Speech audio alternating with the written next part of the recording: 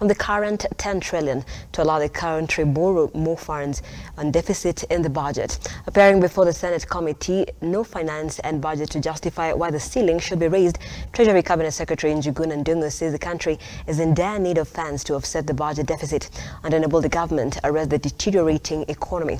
According to CS Njuguna, the current debt ceiling is keeping away both local and international investors due to increased risk factor.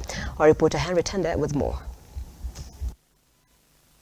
With proposals to change the law that caps the national debt ceiling at 10 trillion to allow the government to borrow more at the National Assembly, Treasury CS Njuguna Ndung'u had a date with the Senate Committee on Finance and Budget to justify why the government wants the current ceiling raised to raise more funds to finance both recurrent and development expenditure.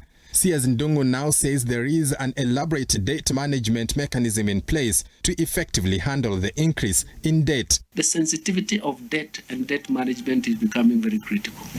Two, everybody is parading the risk profile on the basis of debt and debt management. So for us, having a clarity in terms of policy clarity in terms of debt management becomes very important. CS Ndung'u, in laying emphasis on why the debt ceiling should be reviewed upwards, says the current capping of national borrowing at 10 trillion is hurting the economy that is reliant on borrowing to fund the budget deficit. This because lenders are not willing to lend as they are not sure the country can meet its loan repayment obligation. Even the private sector, the international community cannot give us debt right now. You remember, like just before just last year when they wanted to go to the Eurobond, they couldn't go because essentially they are not telling you we have closed the door.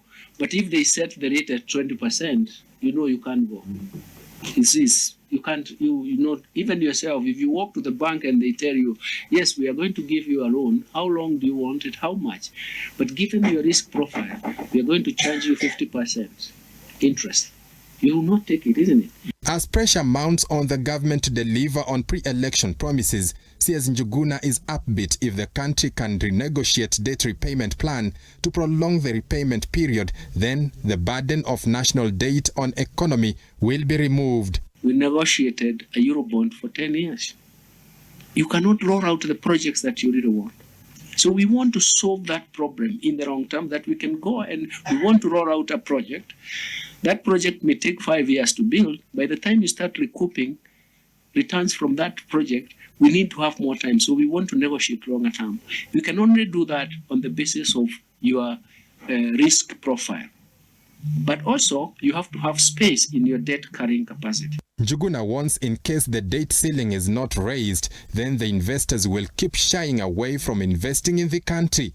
The debate of debt overhang was actually initiated by private sector members. They want to come to invest in Kenya, but they look at the situation and they see there is a debt overhang problem. How does it show up? Everybody believes the debt is high.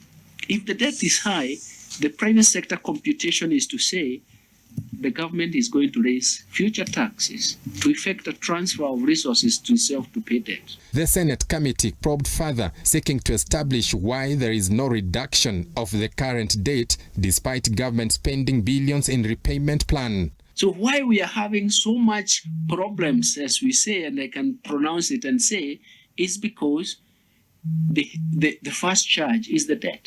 Let me go to another extreme. In March, we missed to pay salaries because the first charge is debt. All eyes are now on the National Assembly to see whether it will find reason in government arguments and raise the debt ceiling to enable the president deliver on his mandate.